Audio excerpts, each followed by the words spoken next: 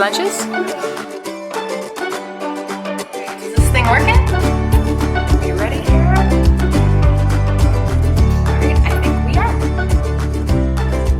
Hey guys, it's Scrimgeour here, second wife, stepmom of 3, and mom of 1. And today, I'm gonna talk to you guys about back to school. I don't know about you, I love summer, I love hanging out on the beach, I love just having those carefree days, but there's something about the structure and routine that comes with September that makes me absolutely giddy. However, back to school can be a really expensive time for families. I know for us, we have 4 kids going back to school this year. Reese is going to JK. I literally cannot even believe it. So between, the sporting fees, the clothes, the shoes, the back to school supplies, and all those extra fees that seem to come around in September, August and September are very expensive times when you have kids. All right, so today I thought I would share with you how we do back to school in our blended family. So everything from budgeting to how we teach the kids money management, to how we split costs with my stepchildren's mom, to how we make sure that we get the very most out of every dollar that we spend. I'm gonna give you the lowdown on how we do back to school. All right, so first things first, we gotta set a budget. What we have the kids do is just make a list of the things that they need for back to school. They go through their pencil cases and their backpacks and all of that stuff, and we decide what it is that we need. From there, my husband and I will set a budget and provide the kids with the budget that they have to spend with. We really feel like it's never too early to teach kids about the value of money and how to manage their money. So when we give them the budget, they make the decision on how they're going to spend their back to school money.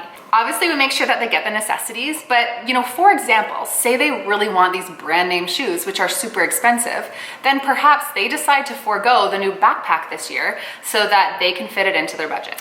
Number 2, shopping. When it comes to shopping, we do a lot of our shopping online. However, we do also go into the store. So there's a bit of a mix. I take care of shopping for Reese and I typically take the boys. However, now my stepdaughter is a teenager and she likes to hit up the mall with her friends. So basically what I do is I send her an e-transfer with the money that she has to use for her budget and her back to school shopping, and she can make the decisions from there. All right, so everyone's probably wondering how we handle co-parenting and back to school. So how do we split responsibilities with the kids' mom, and how do we handle who pays for what? All right, so my stepchildren also get back to school clothes at their mom's house. So we do factor that into the budgeting here. Initially, we had 2 sets of belongings for the kids. So they would have clothes at mom's house and then they would have clothes at dad's house. But now the older ones typically bring a bag back and forth with all of their stuff. So we've adjusted our back to school spending accordingly. In terms of getting the supplies and the running shoes and the sporting equipment and all those extra fees, we split it between the 2 houses. We keep track of the expenses in a shared spreadsheet, and then at the end of back to school shopping,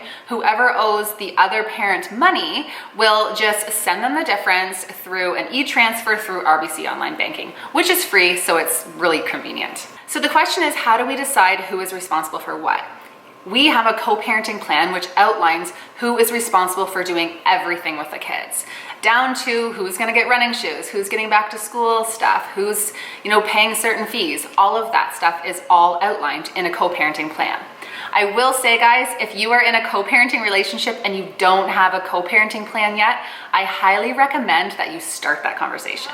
All right, so number 4, how do we make the most out of our spending? Guys, if you know me, you know I'm a huge stickler for collecting points. I use my RBC Avion Visa for everything that I can, like even a drive-through coffee, because the points add up so quickly. Ever since we were able to pay for most of our family trip to Mexico using our points, I am all over it. Basically, you're earning points for things that you have to buy anyway. In the past, we've used the points to pay back a balance on our RBC Avion Visa. We have, cashed it in for travel, like I said.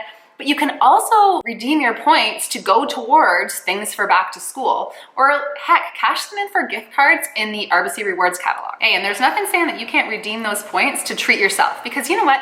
Back to school shopping doesn't just have to be about the kids. That's it for today. That is the lowdown on how we do back to school in our blended family.